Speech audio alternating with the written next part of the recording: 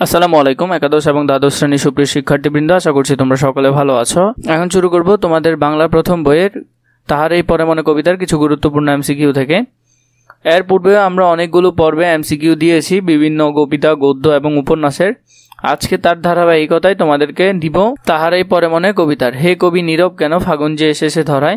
এই চরণটিতে নীরব কেন বলতে কবির কোন অবস্থাকে বুঝিয়েছেন। এখানে কবির কাব্য ও গান রচনায় সক্রিয় না হওয়ার কথাকে বুঝিয়েছেন। তোমরা যদি এই ধরনের ভিডিও আরো বেশি পেতে চাও, তোমরা আমাদের চ্যানেলকে সাবস্ক্রাইব করে রাখবে। সাথে তোমাদের আর কোন কোন বিষয়ের উপর ভিডিও প্রয়োজন তা কমেন্ট করে জানাবে। তাহার এই পরে মনে কবিতায় কোন ঋতুর বন্দনা করেছেন। এখানে হবে বসন্ত ঋতুর বন্দনা করেছেন। তাহার এই পরে মনে কবিতায় কে কবিকে বসন্তের বন্দনা গীত রচনায় করতে বলেছেন। কবির ভক্তরা এখানে কবিকে এই কথা বলেছেন। বাতাবি নেবুর ফুল ফুটেছে কি তাহার এই পরে মনে কবিতায় এই চরণ দ্বারা প্রকাশিত হয়েছে। এখানে কবির হাহাকার প্রকাশ পেয়েছে। তাহার এই পরে মনে কবিতায় কে গন্ধে অধীর আকুল হয়েছে কিনা জানতে চাওয়া হলো। দক্ষিণার সীমার গন্ধে অধীর আকুল। এরপরটি দেখো তাহার এই পরে মনে কবিতায় কোথা তবে নবপুষ্প সাজ উক্তিটি কার উদ্দেশ্যে বলা হয়েছে। এখানে কবির উদ্দেশ্যে বলা হয়েছে।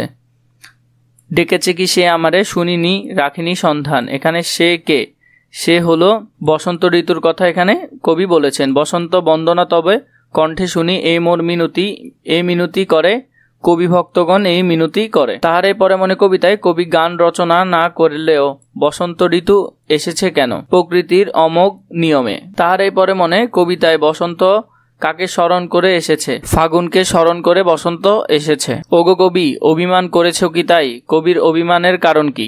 ফাগুন প্রকৃতির নিয়মে চলে এসেছে বলে। তাহার এই পরে মনে কবিতায় কার প্রতি কবির তীব্র বিমুখিতা। বসন্তের প্রতি কবির তীব্র বিমুখিতা। নিচের কোনটিতে কবির অভিমান প্রকাশ পেয়েছে। কহিল সে পরম হেলায়। এখানে কবির অভিমান প্রকাশ পেয়েছে। তাহার এই পরে মনে কবিতায় কে অর্ঘ্য বিরোচন করে। বসন্ত অর্ঘ্য বিরোচন করে। তাহার এই পরে মনে কবিতায় কবির বসন্ত বিমুখিতা দিয়ে কি বোঝানো হয়েছে। উদাসীনতা বোঝানো হয়েছে। তাহার এই পরে মনে কবিতায় কবি কাকে ব্যথা দিয়েছে। ঋতুরাজকে ব্যথা দিয়েছে। কহিল সে কাছে সরে আসি। পরের পঙ্গটি কোনটি। কুহেলি উত্তরীর তরে মাঘের সন্ন্যাসী। তাহার এই পরে মনে কবিতায় শীতকে মাঘের সন্ন্যাসী বলার কারণ কি। শীতকাল খালি হাতে বিদায় নেয় বলে। তাহার এই পরে মনে কবিতায় পুষ্পশূন্য দিগন্তের পথে চলে যায় কে, মাঘের সন্ন্যাসী চলে যায়। ফুল কি ফুটেনি শখে, কবি সুফিয়া কামাল এই রকম প্রশ্ন করেছেন কেন। উদাসীনতার জন্য। তাহার পরে মনে কবিতায় কবির কাকে মনে পড়ে, মাঘের সন্ন্যাসীকে মনে পড়ে। জানি তোমার হৃদয় শূন্য মন পুড়ে কার জন্য। উদ্দীপকে কার শব্দটি তাহার পরে মনে কবিতার কোন বিষয়টি স্মরণ করিয়ে দেয়। মাঘের সন্ন্যাসীর কথা স্মরণ করিয়ে দেয়।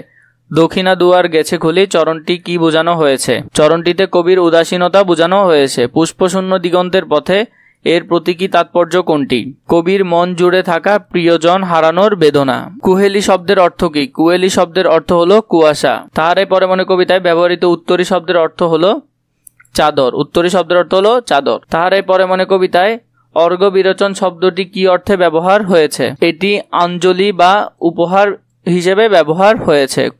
কুহেলি শব্দের অর্থ কি। কুহেলি শব্দের অর্থ হলো কুয়াশা। তাহার পরে মনে কবিতায় ব্যবহৃত কুহেলি উত্তরী শব্দটি কি অর্থে ব্যবহার হয়েছে। কুয়াশার চাদর অর্থে ব্যবহার হয়েছে। তাহার পরে মনে কবিতায় কোন বিষয়টি প্রাধান্য পেয়েছে। মানব মন ও প্রকৃতির যোগ সাদৃশ্য প্রকাশ পেয়েছে। এছাড়া তোমাদের আর কোন কোন বিষয়ের কি কি ধরনের প্রশ্ন বা সৃজনশীল এমসিকিউ প্রয়োজন তা আমাকে কমেন্ট করে জানাবে। আমি তোমাদের জন্য আরও রেডি করব।